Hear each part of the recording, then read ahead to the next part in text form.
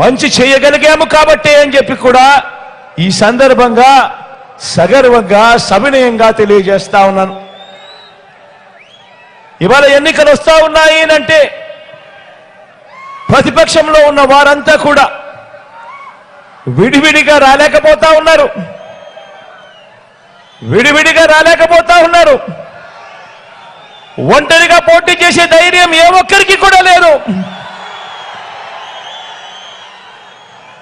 అధికారం కోసం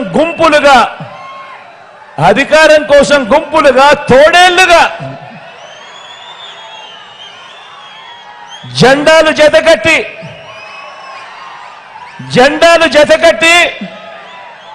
అబద్ధాలతో వస్తా ఉన్నారు. జెండాలు జతకట్టడమే వారి పని, ప్రజల గుండెల్లో గుడి కట్టడమే మీ జగన్ చేశాడు కాబట్టి అని కూడా ఈ సందర్భంగా గర్వంగా చెప్తా ఉన్నా. ఈరోజు నేను చెప్తా ఉన్నా, ఇంత మంచి జరిగింది కాబట్టి ప్రతి గుండెలోనూ మీ బిడ్డ ఉన్నాడు, మన ప్రభుత్వం ఉంది, మన వైఎస్ఆర్సీపీ ప్రభుత్వం ఉంది. అందుకే ఈరోజు నా ఒక్కడి మీద ఎంతమంది దాడి చేస్తా ఉన్నారో చూడండి.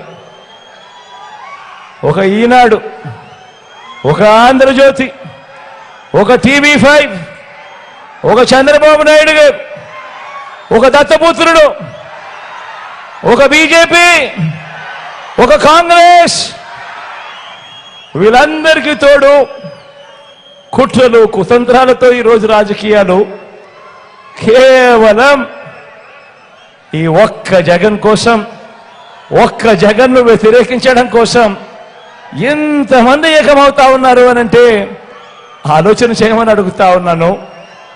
మీ జగనే గన ప్రతి ఇంటికి మంచి చేయకపోయింటే, మీ జగనే గన మేనిఫెస్టోలో చెప్పిన ప్రతి హామీని కూడా నెరవేర్చకపోయింటే, మరి ఇంతమంది తోడేళ్ళు, ఇన్ని కుట్రలు, ఇన్ని మోసాలు, ఇన్ని జెండాలు జతకట్టి కేవలం ఒకే ఒక్కడి మీద ఇంతమంది వస్తా ఉన్న పరిస్థితికి కారణమేమిటి అని ఆలోచన చేయమని అడుగుతా ఉన్నా.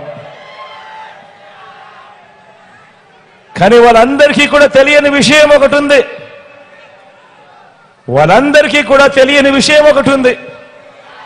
ఇంతమంది జతకట్టి వచ్చినా కూడా వాళ్ళందరికీ తెలియని విషయం ఒకటి ఉంది.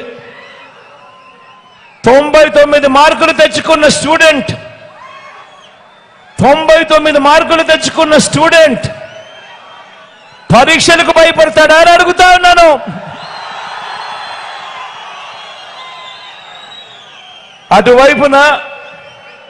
అటువైపున